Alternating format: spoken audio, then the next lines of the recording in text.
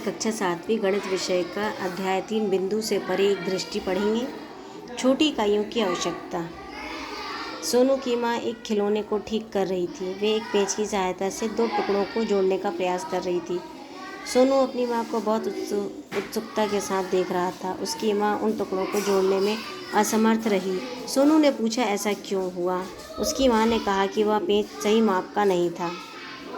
वह डिब्बे में से दूसरा पेंच लाई तथा खिलौने को ठीक करने में असफल रही। सोनू को ये दोनों पेंच एक जैसे ही लगे, परंतु जब उसने उन्हें निकट से देखा तो पाया कि उनकी लंबाई में थोड़ा अंतर था। सोनू को उत्सुकता हुई कि किस प्रकार लंबाइयों में एक छोटा सा अंतर इतना प्रभाव डाल सकता है। उसकी जिज्ञासा लंबाइयों में अंतर जानने की हुई।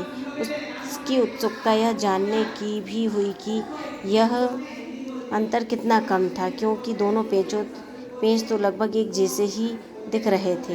ये देखिए, ये सोनू है, ये खिलौने को उसकी माँ ठीक कर रही है। 2-3 पेंच रखे हैं जो खुल नहीं पा रहे हैं। ये है खिलौना, ये है सोनू और ये है पेंच, जिसमें बहुत बारीक सा अंतर ये हम देख पा रहे हैं। ये बड़ा है और ये छोटा है। आगे दिए गए चित्रों में दोनों को एक माप पर रखा गया। उन्हें मापिए तथा दिए गए स्थानों पर उसकी लंबाई लिखिए। देखिए, ये पहला वाला माप था जो 2 सेंटीमीटर और 3 सेंटीमीटर के बीच है, 2 और 3 के बीच में। ठीक है, 2 और 3 के बीच में। और दूसरा वाला जो है वो हमें बताना है किसके बीच में है। तो ये वाला हमें दिख रहा है, ये 3 से ऊपर है। हम देख पा रहे हैं कि ये वाले माप को हमने देखा था कि 3 सेंटीमीटर और आधे सेंटीमीटर से अधिक है, 2.5 सेंटीमीटर से अधिक है, परंतु 3 से कम है। तो एग्जैक्ट बता पाए हम कि 2 सही और 7/10, क्योंकि ये पूरा 10 था वो 7 भाग है तो 7/10 इसे लिखेंगे। और ये जो हमें माप अधिक वाला था वो 3 सेंटीमीटर से अधिक, 3 से ऊपर है तो 3 से अधिक और 4 से कम। यहाँ पे हमें दिखाया गया है कि 3 सेंटीमीटर से ज़्यादा है।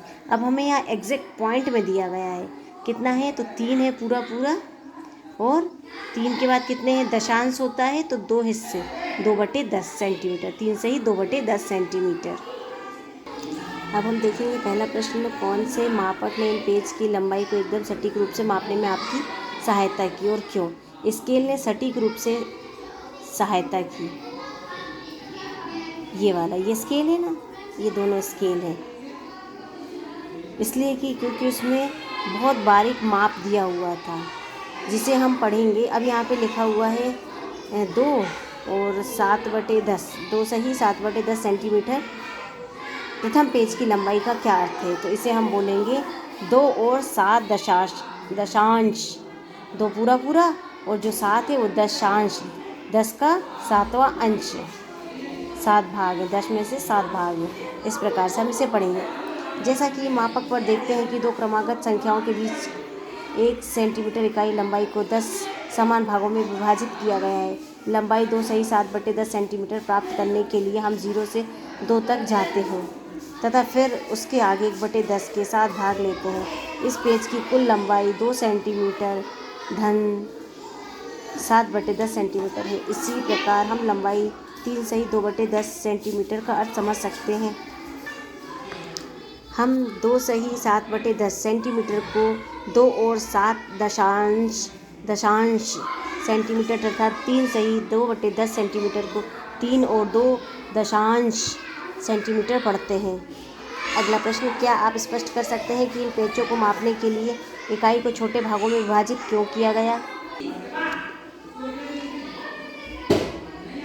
पेचों को मापने के लिए जो छोटी इकाइयों का विभाजन इसलिए किया गया क्योंकि अंतर बहुत कम है, इसलिए छोटे भागों में विभाजित किया गया। अगला प्रश्न है, निम्नलिखित वस्तुओं को एक मापक का उपयोग करते हुए मापिए तथा इसके मापों को सेंटीमीटरों में उसी प्रकार लिखिए जैसे कि पहले पेचों की लंबाइयों के लिए दर्शाया गया था। पेन, शार्पनर तथा अपनी पसंद की कोई भी अन्य वस्तु। आगे हम देखते हैं,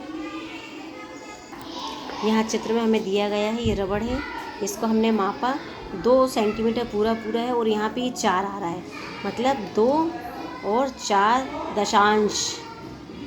ये क्या है, 0 से 4 पूरा है, 4 और ये 5 5 दशांश ये है, ये क्या है, एक पूरा पूरा है और ये 4 4 दशांश